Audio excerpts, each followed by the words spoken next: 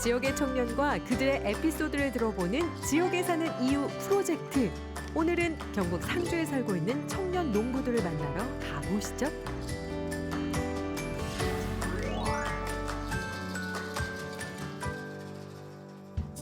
주인공을 만나러 찾아간 곳은 300의 고장이자 자전거 타며 캠핑하기 좋은 곳 상주입니다. 농부들이 있다는 소식에 방문한 곳인데 어째 농촌 총각보다 도시 직장인이 있을 것 같은 분위기인데요. 먼저 소개부터 들어볼까요? 안녕하세요. 저는 경북 상주에서 블루베리 농사를 짓고 있는 29살 이동우입니다. 경북 상주에서 한우 농사 짓고 있는 28살 김현수입니다. 저희 농업회사 법인에서는 지역 농촌에서 사라지고 있는 자원들을 업사이클링하여 마을 주민들과 융복합 산업의 형태로 농가형 카페 그리고 체험의 형태의 사업을 운영하고 있습니다. 봄에는 이렇게 드론 방제 일도 하고 있고 여름에는 지금 대표님과 같이 체험 활동도 하고 있습니다. 하루 일과는 계절마저 좀 차이는 있는데요. 겨울철은 아무래도 이제 농한기다 보니까 보통은 이제 전정 작업이라든지 아니면은 오후에는 이런 이제 카페 형태들을 지금은 이제 운영을 하고 있습니다. 사람들이 농촌을 떠나 도시로 가는 사이 그들은 농촌으로 돌아와 새로운 공간을 만들었습니다. 그들은 왜 이곳에 머물게 되었을까요? 제가 학창 시절 때 사실 이제 왕따나 학교 폭력을 좀 당했었는데요. 그러다 보니까 이제 사람을 만나지 않는 이제 직업을 찾다가 할아버지 텃밭 농사를 도와드리면서 이거는 망하더라도 자급자족할 수 있고 그리고 혼자서도 할 수 있는 직업이구나 생각을 해서 시작을 하게 되었습니다. 블루베리 농장은 규모는 3,000평 정도가 되고요. 약 이제 50가지의 블루베리 품종들을 재배하고 있습니다. 겨울에는 전정 작업이나 아니면 정리를 하면서 새로운 한 해를 조금 이제 준비를 하고 있고요. 보통 다른 시기에는 잡초 관리나 이제 관수 같은 물주기를 하면서 보내고 있고 가장 바쁜 여름에는 이제 블루베리를 수확하는 6, 7월 달에 이제 들어서게 있습니다. 그래서 이제 그렇게 수확한 이제 블루베리를 법인에서 체험으로도 활용이 되고 있고요. 아픈 기억을 새로운 지표로 바꾸며 성장한 사람이 있다면 여기 이 농부는 가족의 꿈을 이어가기 위해 농촌 생활을 시작했는데요. 원래 저희 집이 가축을 먹이던 집인데요. 할아버지의 꿈이 아빠한테 가고 아빠의 꿈이 저에게도 오게 되었는데요. 저는 그 꿈을 이루기 위해서 농업계 고등학교를 졸업하고 농업계 대학교를 졸업한 후에 소를 먹이게 되었습니다. 지금 여기 규모는 지금 70두 정도 비육을 하고 있고요. 비육 중에서도 지금 암소 비육을 하고 있습니다. 우시장에서 6개월 된 송아지를 사와서요. 그리고 30개월에 지금 출하를 하고 있는 상태입니다. 4월달 되면은 이제 모내기를 하고 이제 4월달 지나면은 이동규 대표님과 함께 체험 농장도 운영하고요. 그리고 운영도 하고 그리고 드론으로 약 방제도 돕고 있고요. 그리고 마지막 겨울에는 볏짚 작업까지 마무리 작업을 하고 있습니다.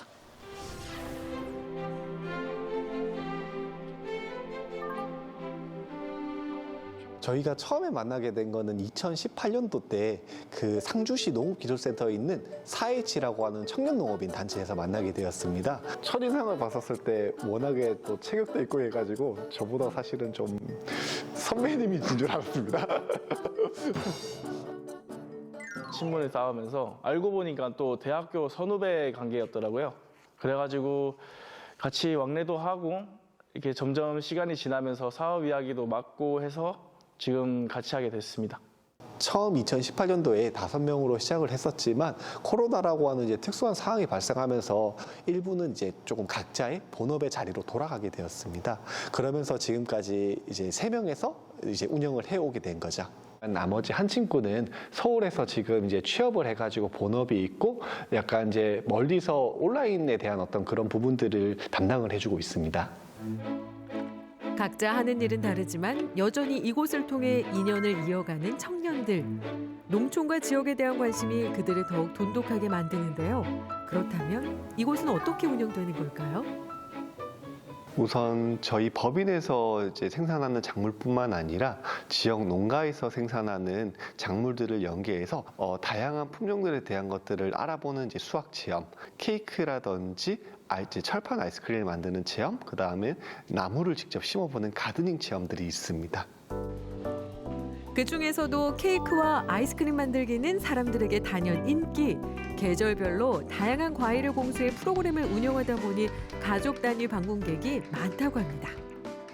우선 뭐 같이 케이크 만들어 보고 애기도 이제 워낙 딸기를 좋아하는데 딸기 케이크라서 이제 애기가 많이 좋아해서 뭐 애기가 좋아하면 저희는 다 좋죠. 네. 달달하면서 맛있었어요. 너무 뜻깊은 시간이었고 정말 유익하고 즐겁고 활기찬 그런 시간이었습니다. 만들기 체험만큼이나 아이들이 좋아하는 곳은 동물 농장. 그런데 일반적인 동물 농장과는 조금 다르다고 하네요. 저희 동물 치유 공간 같은 경우에는 말, 유산양, 양, 토끼 친구들이 있고요.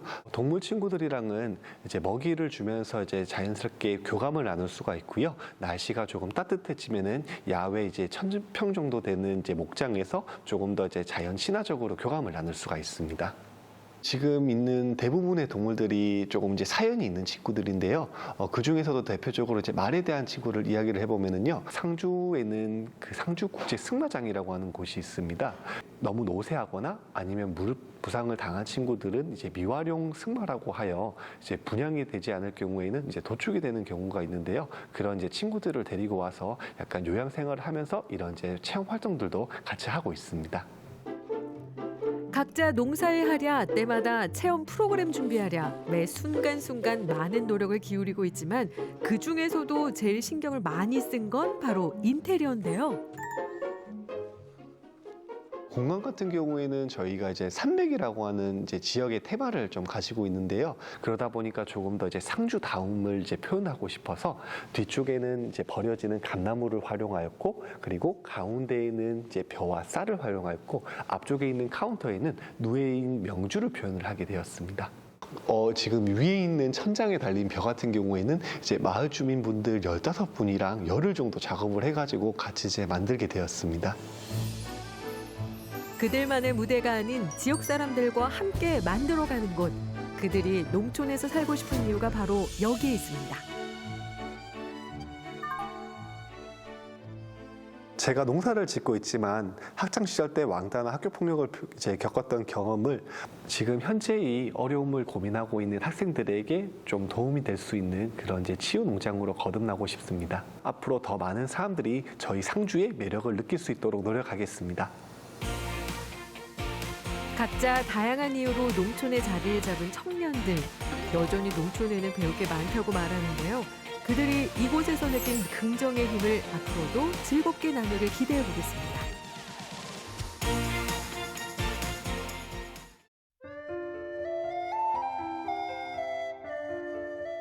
삼척 50천 위에 우뚝 솟아있는 아름다운 누각. 바로 관동 8경 중 하나인 삼척 죽서루입니다. 문화적 가치를 인정받아 1963년 보물로 지정이 되었다가 작년 2023년 드디어 국보로 승격되었죠. 저희들이 22년 8월 달에 국보 성격 지정 문화재청에 접수를 했고 23년 3월 달에 현지 실사를 받았고, 그리고 12월 말경에 행사 준비를 해도 되겠다라는 좋은 소식을 접했고요. 그래서 28일 날 저희들이 지정을 받으면서 삼척 시민, 이 좁은 공간에 한 1000여 명 가까이 모여서 시민들이 함께 서로 축하의 자리를 가졌습니다. 삼척 시민들의 염원이 이루어낸 성과죠. 죽서루 국보 승격 기념. 역사는 물론 건축 기법까지 죽서루를 낱낱이 알아보겠습니다.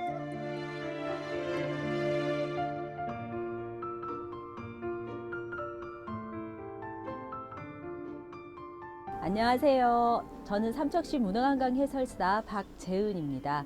오늘 우리 삼척시의 자랑인 죽서루에 대해서 간단하게 소개를 해드리려고 이 자리에 섰습니다. 지금부터 죽서루에 대한 이야기를 여러분께 들려드리겠습니다. 죽서루는요, 예전에 저쪽 죽서루의 동쪽 편으로 대나무 숲이 아주 넓게 펼쳐져 있었다고 합니다. 그리고 그 대나무 숲 속에는 죽장사라고 하는 큰 절이 있었는데, 그 죽장사를 기준으로 해서 죽장사의 서쪽에 있는 누각이다 라는 뜻으로 죽서루라는 이름이 붙여졌다고 해요. 죽서루의 이제 주된 용도를 한번 살펴보자면 이 죽서루는요 관아 속에 속한 그런 부속 건물이었습니다. 이 삼척도호부 관아를 찾는 그런 중앙 관리들이나 아니면 이제 이 강원도 관찰사의 순력 시에 또는 이렇게 많은 귀한 손님들을 맞아들일 때 그분들을 접대하던 접대 공간이기도 했고요.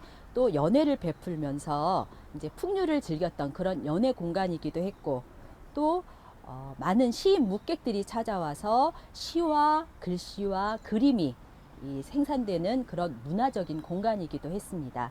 죽서루의 역사는 대략적인 내용은 여기까지고요. 우리 이제 그 죽서루의 가장 큰 특징인 하단 부분으로 직접 이동을 해서 우리 죽서루 건축학적인 특징을 한번 살펴보는 시간을 갖도록 하겠습니다. 죽서루의 가장 큰 특징이라 칭할 정도라니 도대체 어떤 비밀이 숨어 있는지 궁금한데요. 자, 죽서루는요 작지만 가장 한국적인 건축물이다라는 평가를 받고 있습니다. 그 이유는 바로 자연 지형을 그대로 이용해서 그 건축물을 세웠다는 데에 있는데요. 이 자연 지형을 그대로 이용해서 짓다 보니까 바위, 천연 안반을 주춧돌로 받쳐서 그 위에 건물을 세웠는데 바위의 높낮이에 따라서 나무 기둥의 길이도 각기 다르고요. 또 상층부의 기둥의 개수와 하층부 기둥의 개수도 각기 다릅니다. 또한 우리가 놓치지 않고 눈여겨봐야 될 부분은요. 바로 그랭이질 공법입니다. 이 그랭이질 공법은 지진에 굉장히 강한 그런 내진 공법으로까지 일컬어지는 그런 건축 공법인데요. 자연 안반의 모양대로 나무 기둥의 밑면을 그랭이질로 깎았습니다. 그래서 우리 블럭 끼워 맞추듯이 딱 끼워 맞춰 놨기 때문에 이 지진이 났을 때도 좌우 흔들림이 거의 없어서 내진 공법으로까지 일컬어지는 그런 건축 공법이다 보니까 그렇게 지어진 이 죽서루가 600년 동안 꿋꿋하게 설 수 있었다고 생각합니다. 죽서루 옆에는 다른 건물이 한 채 더 있습니다. 이건 뭘까? 용도가 궁금했는데요. 이곳은요 삼척 도호부 내의 객사 진주관입니다. 이 객사는 어떤 곳이냐면요 가운데 건물인 정청에 권패와 전패를 모셔놓고 매월 초하루와 정월에 멀리 한양에 계신 임금님을 향하여 망골례를 행하던 그런 공간이기도 했고요. 또 삼척 도호부를 찾는 중앙 관리들이나 또 멀리 양반 사대부들이 오셨을 때 그 귀한 손님들이 묵어가던 관에서 운영하는 숙박 시설이라고 보시면 되겠습니다. 이 진주관의 특이한 점은요. 바로 다른 지역에 있는 객사들은 모두 객사관자를 씁니다. 그런데 이 진주관은 볼관자를 썼다는 점이에요. 왜 볼관자를 썼는지에 대해서 많은 의견들이 있습니다만 아마도 이 50천 주변의 경관이 워낙 빼어났기 때문에 그 경관을 바라본다는 의미로 쓰지 않았을까 추정을 합니다. 아름다운 것을 보면 저절로 발걸음이 멈추곤 하죠. 유명한 시인들도 죽서루 앞에서 걸음을 멈추고 붓을 들었습니다. 관동 8경 중에 하나인 이 죽서루에는요 많은 시인 묵객들이 다녀가시고요 그 감흥을 또한 시로 많이 남겼는데 그 시가 오늘날 500수가 넘게 전해지고 있습니다. 그 시 속에는 우리가 너무나 잘 알고 있는 숙종 임금님과 정조 임금님의 어제 시도 있고요. 또 송강정철, 율곡 이희 선생, 또 제왕운기를 저술한 이순유 선생의 시까지도 포함이 되어 있죠. 많은 시들이 여기 지금 죽서루에도 현판으로 걸려 있는데 그 중에 하나를 오늘 감상을 해볼까 합니다. 바로 정조 임금님의 어제시예요. 정조 임금님의 어제시의 내용을 살펴보면 재미있는 부분이 있습니다. 이 죽서루 50천에는요. 그 강물에 태을 연협주라고 하는 배를 띄워놓고 과거에 우리 선조들이 뱃놀이도 즐겼다고 해요. 다른 분들은 죽서루에서 바라보는 아름다운 경치만 노래하는 데에 반해서 이 정조 임금님은요, 그 시 속에 뱃놀이를 즐기는 삼척 부사에 대한 부러움을 담았다는 게 특징입니다. 아름다운 식구가 절로 떠오르는 고고하고 수려한 경치. 어느 곳을 눈에 담던 가히 절경입니다. 죽서루는요, 죽서루 누각 안에서 바라보는 바깥 경치도 무척 아름답지만 밖에서 바라보는 죽서루의 모습 또한 굉장히 아름다운 곳입니다. 그래서 어쩌면 1000년이 넘는 세월 동안 명승지로 손꼽히는 곳인 것 같습니다. 죽서루는 지금처럼 앞으로도 영원할 겁니다. 이제는 우리 삼척도 대한민국의 최고의 어떤 문화도시로서 발돋움하고 있습니다. 우리 전국의 이 방송을 보고 계시는 전국의 우리 시청자 여러분들께서는 문화도시로 발전하고 있는 삼척에 꼭 오셔서 삼척의 매력에 한번 푹 빠져주시기를 부탁드립니다. 예, 우리 삼척 죽서로 국보 성격 자축합니다. 파이팅입니다. 변치 않는 아름다움을 가진 죽서루. 여러분도 이곳에서 이 멋진 경치를 느껴보세요.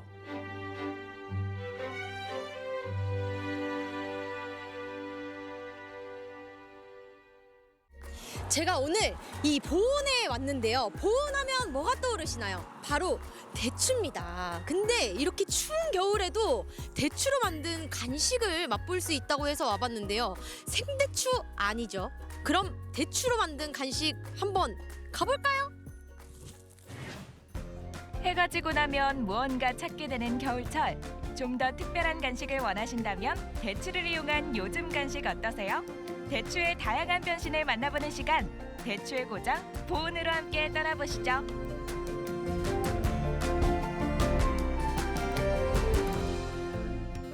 찬바람에 옷깃을 여미게 되는 겨울. 따뜻한 간식이 생각나는 요즘, 이곳에 오면 겨울 간식을 만날 수 있다고 합니다. 추워. 김이 모락모락. 이 또 겨울하면 또 모락모락 김이거든요. 추워. 안녕하세요. 아니 사장님 밖에 보니까 이 김이 모락모락 나더라고요. 아니 뭐 만들고 계시는 거예요? 저희는 대추를 이용해서 빵을 만들고 있어요. 대추 찐빵, 대추 보리술빵, 대추 찰보리빵 이렇게 세 종류를 만들고 있습니다. 찐빵 하면 대표적인 겨울 간식이죠. 제가 알고 있는 그 뭔가 일반적인 찐빵 재료랑 뭔가 달라요. 이것도 색깔도 막 특이하고 이거는 약간 조금 된장 같기도 하고. 들어가는 재료가 다 대추입니다. 건대추도 들어가고 하루 종일 고아놓은 대추고도 들어가고 대추즙, 대추 막걸리까지 들어갑니다. 아니 대추 막걸리까지요? 네. 아니 보은 특산품이 대추 막걸리예요. 그렇다면 본격적으로 대추 찐빵 만들어 볼까요? 미리 만들어 놓은 대추고와 대추즙을 하나로 모아 잘 섞어 준비해 주고요. 이걸 다시 밀가루와 섞어서 반죽해 주면 되는데요. 저 너무 궁금한 게 이 대추 어디서 온 거예요? 직접 농사지은 대추예요. 직접 농사. 네. 우와. 사장님 부부는 보은에서 직접 대추 농사를 짓고 있는데요. 그래서 찐빵에서도 좋은 대추를 풍부하게 넣을 수 있는 거겠죠? 보은 대추는 전국에서 아주 유명하죠. 해발 280m 정도에 위치해서 일교차가 크기 때문에 당도가 높고 과즙이 풍부합니다. 찐빵 재료로는 어떻게 들어가요? 네, 깨끗하게 씻은 생대추를 건조해서 이렇게 통째로 들어갑니다. 보은의 좋은 재료를 모아 뭉치지 않게 섞어주면 반죽 재료 완성! 이렇게 펼쳐서 팥을 넣으시는 거예요. 여기 안에 이렇게 많이 넣으면 고객님들이 좋아하시겠죠? 많이 넣고 오므려서 이 안에다가 담아주시면 돼요.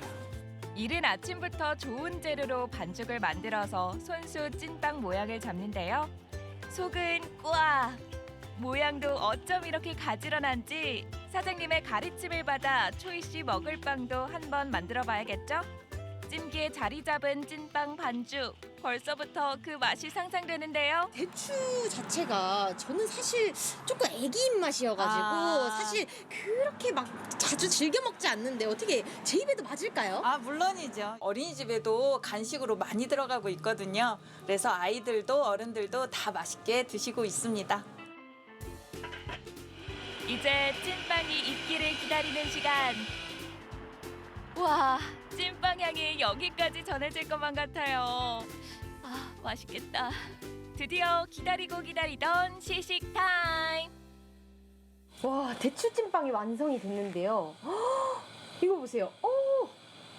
아니 아까 앙금을 아주 팍팍 넣었잖아요. 진짜 푸짐합니다.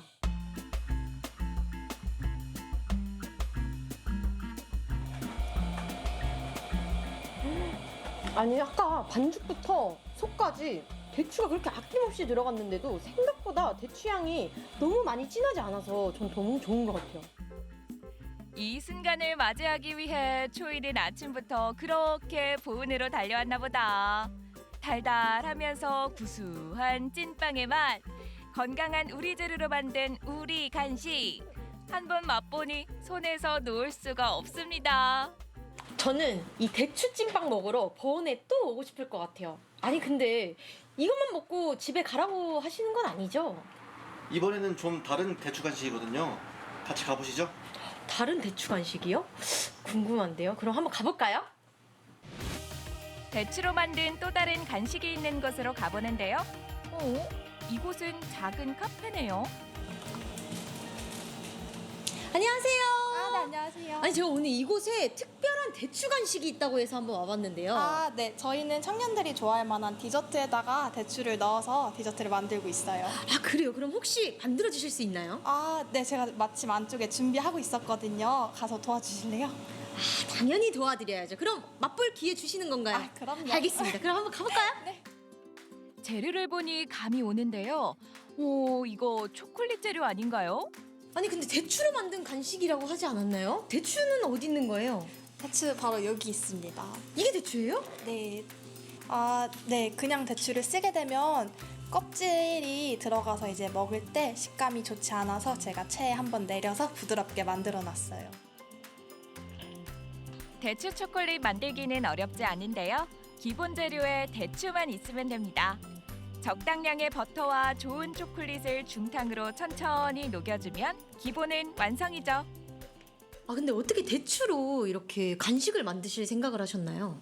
생대추는 저희가 지역 특산품이라 수요가 많은 반면에 건대추 같은 경우에는 제사상이라든지 한약재 용도가 조금 한정적이라 재고가 많이 남거든요. 그래서 이걸 활용해보자 해서 넣게 되었어요. 중탕으로 녹인 초콜릿에 오늘의 주인공인 대추만 넣으면 끝! 혹시나 뭉치진 않을까 잘 섞어주고 판을 펴서 모양을 잡아주고 굳히면 완성입니다. 대추 초콜릿 만들기 어렵지 않죠? 밀가루가 들어가는 두 번째 간식은 무엇일까요? 네, 제가 올해 이제 우리밀이랑 지역 농산물에서 청년사업 지원해가지고 지금 진행을 하고 있고요. 올해 초에 우리밀 종자 받아서 이제 논에다가 심은 상태예요. 우리나라 밀 자급률이 조금 떨어지기 때문에 그걸 조금 더 높여보자라는 취지에서 우리밀을 사용하게 되었어요. 우리밀 반죽에 껍질 벗겨 곱게 간 대추를 넣고 반죽하는데요. 이번엔 어떤 간식이 나올까요? 빵틀에 반죽을 넣는 걸 보니 프랑스 간식 휘낭시에 같기도 하고 어떤 모습으로 나올까 궁금합니다. 보은의 청년 사장님과 만든 오늘의 대추 간식이 이렇게 완성됐습니다. 이게 저희가 만든 건가요? 네, 맞아요. 아니 근데 이거 되게 진짜 금괴 같아요. 네, 대추가 건강과 재물을 뜻하고 있잖아요. 그래서 이제 금괴 모양에 만들어서 선물 받으시는 분들이 이제 건강과 재물을 받을 수 있게끔 기원한다는 의미에서 이렇게 만들어 보았습니다. 이건 초콜릿인가요? 네, 맞아요. 아까 만들었던 초콜릿이에요. 아니 근데 위에 이 가루가 인절미 가루인가요? 아니요. 이거 뿌린 거는 건대추 가루인데요. 이제 보통은 코코아 파우더를 많이 쓰시는데 저희는 이제 건대추 가루를 써서 이제 조금 더 부드럽고 깊이감 있다고 많이들 얘기를 하세요. 아니 또 이게 재물을 뜻한다고 하니까 그럼 이게 먼저 손이 가네요.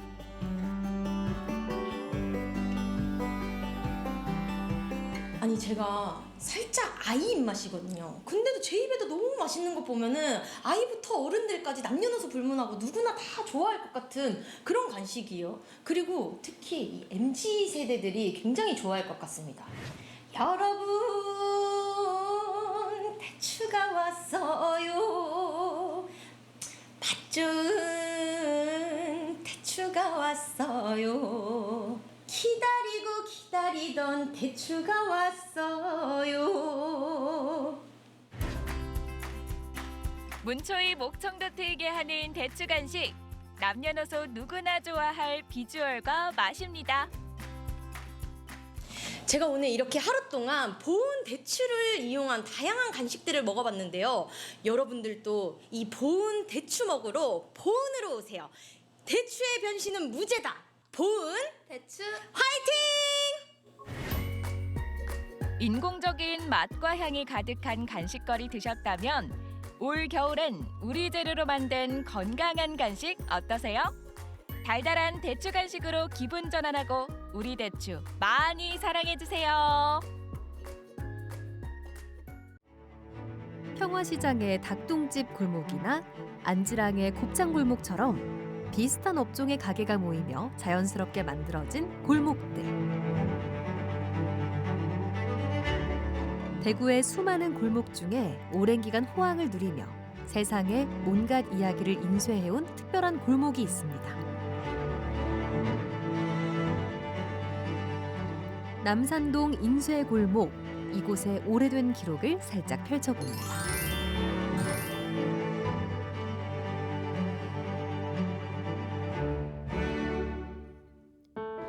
대구 남산동의 인쇄전시관.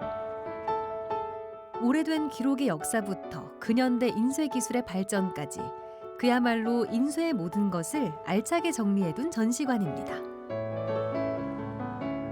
좁고 긴 공간을 인쇄에 관한 내용으로 가득 채운 모습은 그야말로 인쇄골목을 연상케 하죠. 계산 오거리에서 남문시장에 이르기까지 약 1km 남짓되는 거리. 골목골목마다 붙은 간판에서는 인쇄라는 단어를 아주 흔하게 찾아볼 수 있는데요. 현재까지도 400여 개의 인쇄소가 영업 중인 이곳은 지역 최대의 인쇄 특화 거리, 바로 남산동 인쇄골목입니다. 지금 한 100년 정도는 됐는데 인쇄골목이 활성화되는 거는 한 50년 됐습니다. 6.25 전쟁 때 피라논 인쇄 장인들이 모이며 본격적으로 형성된 남산동의 인쇄골목. 전국 각지에서 발주 요청이 이어지고 밤새도록 인쇄기가 작동되던 그야말로 불야성의 거리였는데요. 그 호황은 80년대부터 비교적 최근인 2000년대까지도 계속 이어졌습니다. 주머니 막 계속 도는 기라. 그래가 그때마다 기계 한 대가 있는데 노상 밤샘이 하고 일하다가 그래가 오셨던 가는 이게 오셨던 이거는 그때는 해도 그때 전성기라. 그때 80년도 후반 아이가? 아니다 80년도 초지. 80년 초. 80년 초에부터 시작해가지고 한 2000년도까지는 인쇄가 완전 호갱기 아닙니까? 그때 맞죠? 네. 2000년도까지 호갱기. 네. 차에 막 서로 많이 가가려고. 그때 접촉이 없었어요. 접촉이 없었어. 네, 접촉이 없었어. 그 당시에 접촉이. 네. 그때 당시는 어쩔 수 없는 게 기계 한 대 값이 아파트 한 채보다 더 비쌌잖아. 그렇습니다. 그럼요. 그러니까 아파트 두 채 팔아야 기계 사고 이랬잖아. 영원할 것만 같던 인쇄업의 호황. 하지만 야속한 시대의 흐름은 어느샌가 커다란 변화의 바람을 몰고 왔습니다. 이른바 디지털의 발전과 함께 스마트 기기가 보급되기 시작했고 이에 따라 종이의 입지가 줄어든 것이 가장 큰 원인이었죠. 업체가 거의 한 60%는 줄었을 거예요. 전단이라든가 뭐 이런 게 많이 줄었어요. 아예 뭐 반토막 났다고 보면 됩니다. 모바일로 받다 보니까는 연화장이 진짜 엄청 많이 줄어졌고 특히 청첩장이 그러고 카렌다가 많이 줄었는 게 초과납니다. 예. 그나마 좀 괜찮은데 가을에 이제 신학기까지 한 3월까지는 그래도 조금 나은 테이지. 그때는 이제 신학기도 되고 인쇄물 학조도 이제 전부 다 학조 인쇄물도 이런 여러 가지 그 인쇄물이 조금 나은 편이지. 한때 천여 곳에 달했던 인쇄소는 400여 곳까지 줄어든 상황. 그마저도 업주들의 고령화와 재개발 등의 이유가 겹치면서 문을 닫는 가게는 점차 늘고 있습니다. 인쇄 골목이 이제 2000년도까지는 활성화 많이 되다가 그 이후로 인쇄 출판 단지가 생기는 바람에 큰 업체들은 글로 몇 군데가 많이 갔습니다, 사실. 그러다 보니까는 남산동 인쇄 골목이 일부는 재개발이 되고 일부는 또 재개발을 한다고 이렇게 추진하고 있다 보니까는 인쇄 골목을 떠나는 사람이 많이 생겼습니다. 뭐 다른 업종도 마찬가지겠지만은 이게 발전 속도가 너무 앞서가고 있고 그렇다고 기계를 이게 뭐 모든 이 시스템을 금방금방 바꿔가면서 그래 할 수 없는 그런 거거든. 그때는 소규모로 쨈매하게 자기 기술 가지고 그냥 운행하고 살고 이리 했는데 이제는 그런 시대가 조금 멀어지는 것 같습니다. 누군가의 빈자리에는 새로운 주인이 들어오기 마련이죠. 골목 곳곳에는 카페며 음식점 등등 새로운 업종의 가게들이 성업 중인데요. 그중 일부는 인쇄골목이라는 이 장소의 정체성을 적극적으로 활용하며 개성으로 승화하기도 했습니다. 원두 패키지와 그리고 각종 디자인에 사용하고 있고요. 이 활판 인쇄가 일반 디지털 인쇄보다는 비효율적일 수 있지만 정성이 좀 들어가거든요. 그 부분이 저희가 커피에 대한 태도나 손님에게 대한 태도랑 굉장히 닮아 있어서 사용하고 있습니다. 그리고 이걸로 인쇄를 하게 되면 고전적이지만 아름다운 약간 빈티지한 매력이 저희가 좋아하는 부분이어서 또 사용하고 있습니다. 남산동 인쇄골목의 이야기는 책으로도 출간됐는데요. 이곳에 등장하는 많은 인물들 중에서 이분의 이야기가 유독 눈에 띕니다. 되게 저한테는 익숙한 공간이죠, 인쇄소라는 곳이. 그리고 되게 친한 공간이기도 하고 그래서 여기 동네에 왔을 때 좀 편했어요. 그냥 이 공간에서 하면 괜찮을 것 같다라는 느낌이 그냥 좀 많이 들었고 실제로 인쇄 관련된 디자인업을 같이 하고 있으면서 인쇄하시는 분들이랑 뭔가를 해보고 싶어 하는 마음은 이제 가득합니다. 다만 현실적으로 되게 어려운 부분들이 많이 있는 것 같아요. 저도 당장에 큰 업체들한테 맡기는 게 좀 편하거든요. 조금씩 빛이 발해가던 골목에 저마다의 방식으로 색을 더하고 있는 인쇄골목의 새 식구들. 이어지는 사람들의 발길이 인쇄골목의 미래에 작게나마 도움이 되었으면 하는 바람입니다. 관광화가 좀 더 되면 좋겠다는 생각이 많이 들고요. 지금 프린터 딱 누르면 이제 인쇄가 되지만 다른 것들도 좀 구경하면서 옛날 것들은 이렇구나. 젊은 사람들이 이런 새로운 카페라든지 음식점이 생기고 있거든요. 같이 공존하면서 인쇄골목 사장님들이 보여주신 오랫동안 이렇게 사랑받는 장인 정신 같은 것들이 계속 이어졌으면 좋겠습니다. 지금껏 골목을 지켜온 이들의 마음도 마찬가지인데요. 비록 그 역할은 작아지고 있지만 그 명맥은 계속해서 이어지길 바랍니다. 컴퓨터는 잘못되면 없어지면 복원할 길이 없지만은 책으로 만들어 놓으면은 평생 두고 볼 수 있기 때문에 책으로 이렇게 많이 접했으면 좋겠다 그런 생각을 하고 있습니다. 인쇄업에 또 조금이나마 도움이 되면서 서로 간에 공존해가면서 참 작아나마 이때까지 해왔는 데서 한번 끌고 가고 싶고 건강이 허락하는 날까지 그냥 이래 한다고 보면 되지 뭐야. 몇 년을 더 할지 그건 모르겠고 지금 재개발 될 때까지는 또 해야 안 되겠나 이래 싶습니다. 범람하는 디지털의 홍수 속에서 여전히 종이의 활자를 담아내고 있는 이곳. 남산동 인쇄골목에서는 지금도 도시의 수많은 이야기가 인쇄되고 있습니다.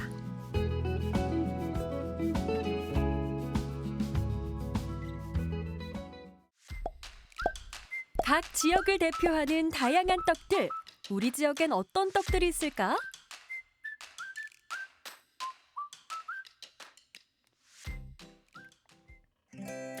여기도 학원, 저기도 학원, 이쯤 있다고 했는데.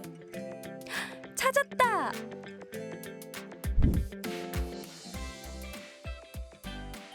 저희는 전남 장성에 본점이 있고요. 우리 농산물을 활용하여서 다양한 떡 디저트와 음료를 만들고 있습니다. 저도 새아이의 엄마이고 또 공손동은 아이들이 학원을 많이 다니는 곳이다 보니까 좀 건강한 디저트를 아이들한테 먹이고 싶은 엄마의 마음으로 이곳에 왔습니다. 엄마의 마음으로 만든 떡 디저트라니 더 궁금해지는데? 이것도 떡인가? 전남 장성의 대표 농산물인 사과를 활용해서 만든 생사과가 들어있는 사과떡이고요. 직접 농사 지어가지고 만든 단호박으로 만든 호박떡이 가장 시그니처 떡입니다. 이게 진짜 떡이라고? 모형 아니고? 사실 제가 떡집에 시집에 와서 떡을 이제 평생 이렇게 업으로 삼고 있는데요. 사과를 활용해서 디저트를 만들었으면 좋겠다라는 요청을 좀 받았어가지고 1년 넘게 고민하다가 사과떡, 호박떡이 개발되었습니다.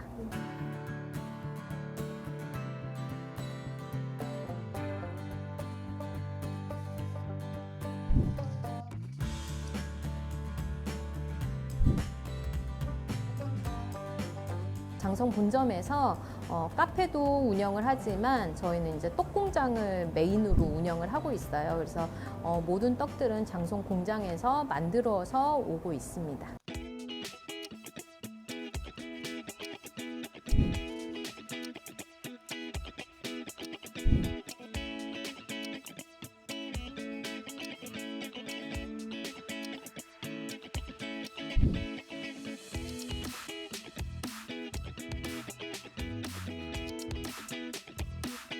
호박 같은 경우에는 그 호박의 풍매를 잡는 데 좀 집중을 해서 개발을 하다 보니까 좀 오랜 시간 연구를 하게 되었습니다.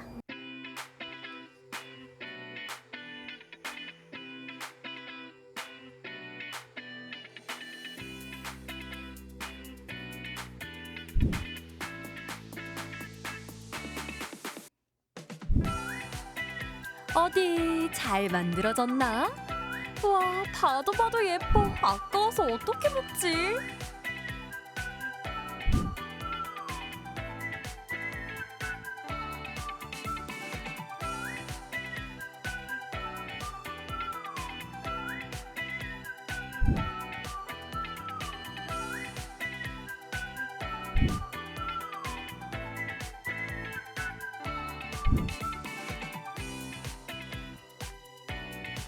청룡의 해를 맞아서 쑥을 활용해가지고 쑥 놀떡을 개발을 했는데 이제 사실 개발하고 나니까 너무 청룡의 그 형태와 비슷하게 생긴 거예요.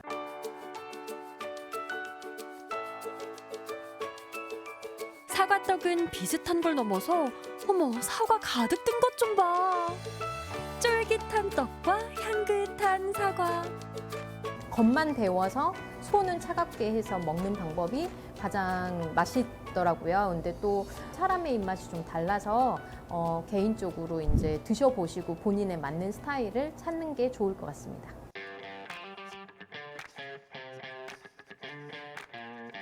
우리 농산물로 만들어서 그런지 입에 아주 착착 감긴다니까.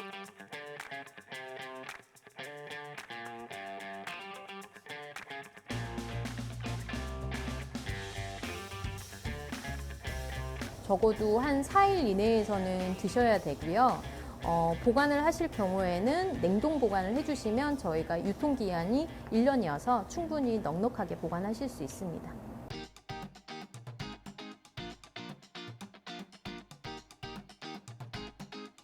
지역 로컬 푸드를 활용한 디저트와 음료를 개발하는 데 중점을 두고 있고 또 지역의 농산물을 소비하는 데 목적을 두고 있어요.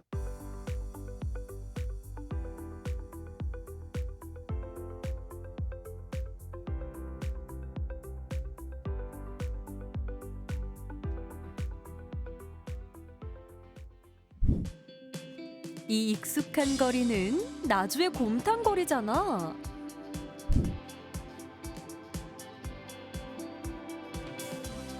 나주 곰탕 한 그릇 하고 들르면 딱 좋겠다. 저희는 나주에서 여기 관광지 곰탕 거리에서 절구대를 이용한 떡과 또 디저트 음료를 만들어서 개발하고 또 판매하는 곳이에요.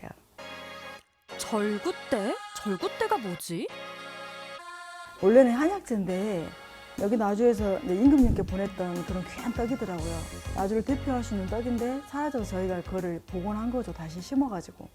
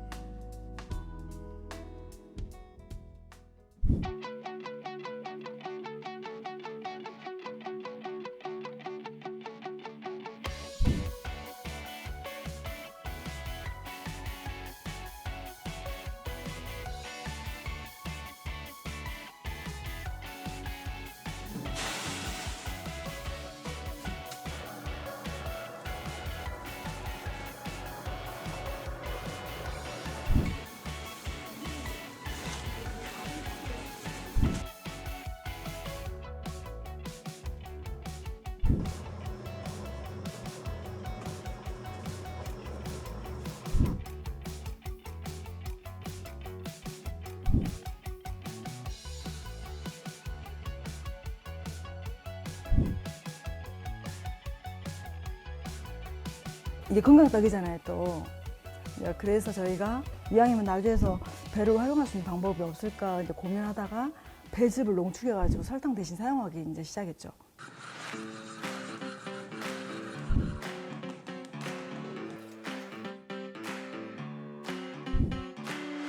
어쩜 저렇게 떡이 찰질 수가 있어? 이게 딱 보면 딱 쑥떡같이 보이잖아요. 근데 드셨을 때 이제 찰진 게 좀 다르고요. 되게 소화도 잘 되고 드셔보시는 분들은 굉장히 좋아하세요.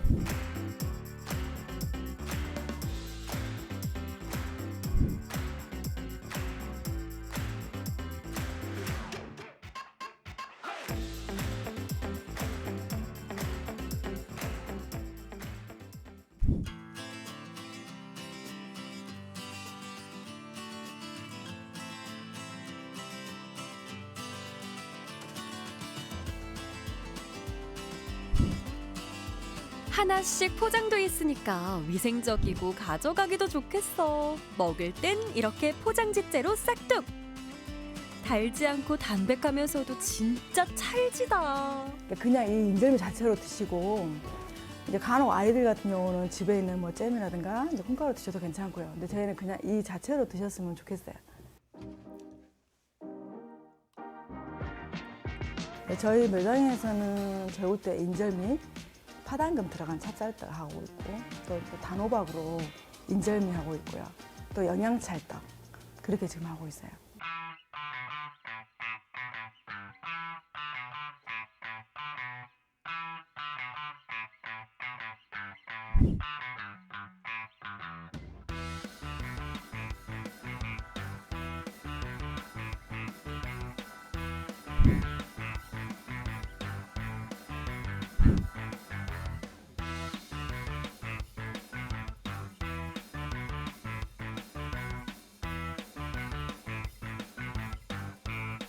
이왕이면 나주 관광 상품이고 나주를 대표할 수 있는 떡이 전국으로 퍼지길 원하니까 나주 오시면 곰탕도 드시고 오셔가지고 떡도 사가고 하게끔 더 열심히 하려고 합니다.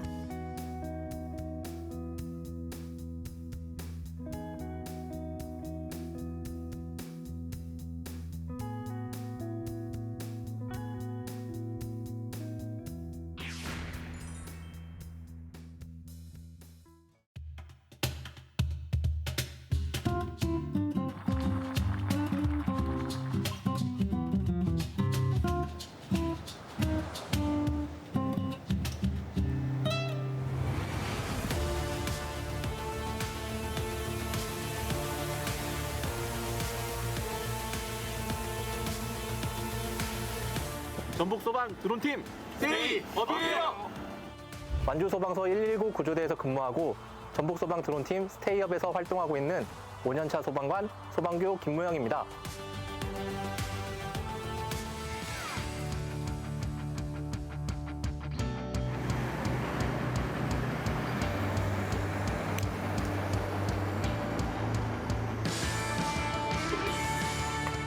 유압 전개기는 이상 없는 것 같습니다. 수고하셨습니다. 소방관은 저에게도 선망과 존경의 대상이었습니다. 제가 군복무 하던 시절 2018년 봄에 고성 산불이 크게 난 적이 있었는데 이때 고성소방서 직원분들하고 화재 진압을 지원을 나간 적이 있었습니다. 인명 검색을 위해서 직원분들이 서슴없이 들어가시는 모습을 보고 나도 멋진 소방관이 한번 돼봐야겠다라는 생각에 전역 이후에 시험을 보게 됐고 운이 좋게 곧바로 합격을 하게 되어서 소방관이 될 수 있었습니다. 소방관이 되기 전에는 군 생활을 좀 오래 했습니다. 3공수 여단에서 약 5년, 22사단에서 약 4년, 총 9년간 학사장교로 군복무를 했습니다. 어렸을 때부터 군인 또는 소방관이 꿈이었는데 양쪽 두 개 다 모두 꿈을 이룬 셈이 되었습니다.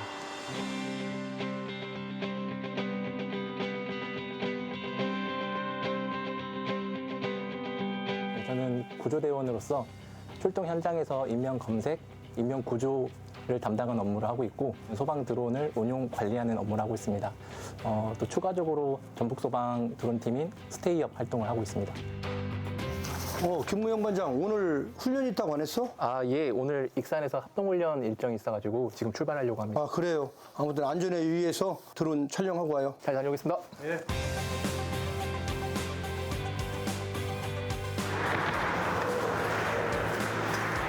잘 있었어? 그래요. 형 오늘 날 춥네요. 날씨가 오늘 좀 별로네. 컨디션 좀 어떠세요? 괜찮지. 저희 드론팀이 월 1회 훈련을 실시하는데 오늘은 순환구조팀하고 합동훈련을 실시하는 날입니다. 산악수색하고 수면 일대 수색하는 훈련을 실시하려고 오늘 모였습니다. 두 조로 나눠가지고 우리 무영이하고 정민이가 이제 순돌이 조작이 가능하니까 이제 돌아가면서 마네킹 수색하는 걸로 그렇게 실시하도록 하겠습니다. 추가적으로 컴퓨터 연결해가지고 한번 화면에 AI 객체 탐지하는 모습도 같이 저희 팀원들하고 공유했으면 좋겠습니다. 네, 저희 스테이업은 항상 깨어있는 눈으로 소방의 임무인 국민의 생명과 재산을 지키겠다는 뜻으로 9월 8일에 창단되었습니다. 각 소방서 소방 드론 운용자분들하고 각자 개인 기체를 가지고 있는 직원들이 모여가지고 지금 현재는 12명이 활동하고 있습니다. 현재 저희 전북 소방에는 각 소방서마다 소방 드론이 배치되어 있는데 화재 현장이라든지 실종자 수색에서 활용하고 있습니다. 전체적인 화재 현장 상황을 공유할 수도 있고 현장 지휘관의 눈이 되어서 전체 현장을 공유할 수 있는 그런 역할을 하고 있고 사람이 보는 눈보다 높은 곳에서 넓은 곳을 확인할 수가 있기 때문에 적은 인력으로 높은 효율로 수색 활동을 할 수 있다는 장점이 있습니다. 무영이 형, 이 채널 아까 확인해봤는데 어디로 들어가는 거예요? 같이 보면서. 네. 저도 처음에는 초보자의 입장에서 모르는 게 너무 많아가지고 시행착오를 많이 겪었었는데 이 친구들도 이제 처음 시작하는 입장에서 모르는 경우가 많이 있기 때문에 제가 아는 거를 바로바로 알려주면 같이 수준이 향상되는 효과가 있기 때문에 제가 아는 거는 이제 많이 알려주는 편입니다. 여기 서치가 장착돼 있어서 서치가 또 나오네요. 야간에도 이걸로 좀 활용하면 수색에 좀 도움이 될 것 같아요. 현재 지금 시행착오를 겪고 있는 중에 한 가지 방법인데 소방 드론 화면으로만 보면 저희가 수색할 때 놓치고 지나갈 부분이 종종 생기는 경향이 있어서 이렇게 AI 객체 탐지 방법을 적용을 해서 사람이 놓치는 부분을 조금이라도 더 줄여볼까, 실종자 수색할 때 조금 더 찾을 확률을 높여보자라는 생각으로 인터넷 강의도 찾아보고 외국 영상도 찾아보면서 구조를 기다리는 구조 대상자가 드론을 활용해서 조금 더 신속하게 구조가 될 수 있다면 개인적인 시간을 내서 노력하고 있는 중입니다.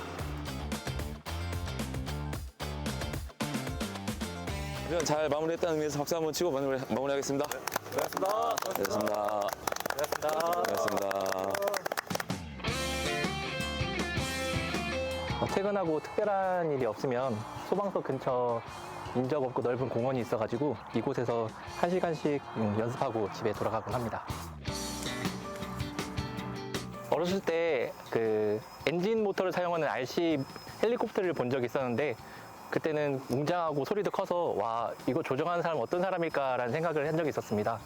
군 시절 때 대대급 무인기 통제관 역할을 수행한 적이 있었는데 조금만 시간이 지나면 이 무인기 드론 종류가 세상에 많이 보급이 되고 활용이 되겠다라는 생각이 들었습니다. 그때부터 드론을 좋아하고 관심을 가지게 된 것 같습니다. 드론 관련해서 이제 비번날 활동을 많이 하다 보니까 제 와이프가 드론이 좋아, 내가 좋아라고 한 번씩 물어보기도 하는데 그건 당연히 와이프가 영순이고 그에 버금가게 드론도 좋아하고 있습니다. 공기호흡기 세트는 저희 소방 활동에 있어서 없어서는 안 되는 중요한 개인 보호 장비인데요. 드론도 공기호흡기 세트와 같다고 생각이 됩니다. 오늘 훈련하느라고 고생했어. 아, 고생하셨습니다, 선생님. 밥 맛있게 먹자고. 네.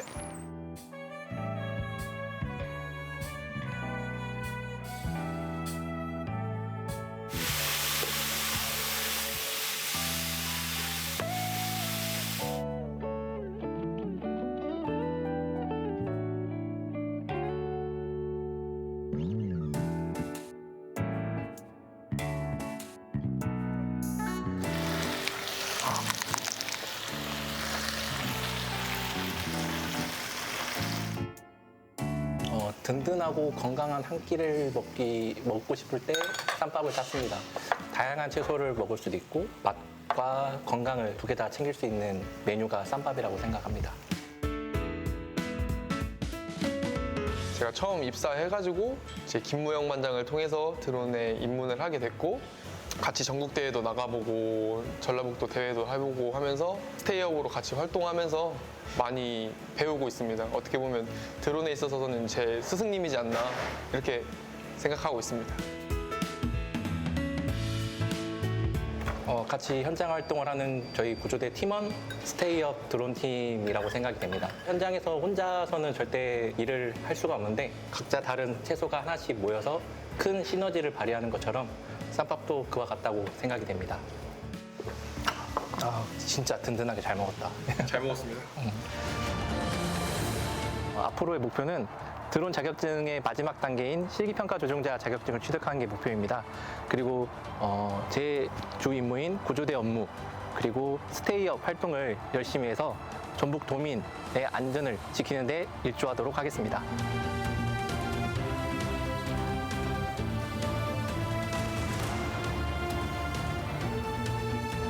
전북 도민들의 안전은 스테이업이 최선입니다. 스테이업 파이팅!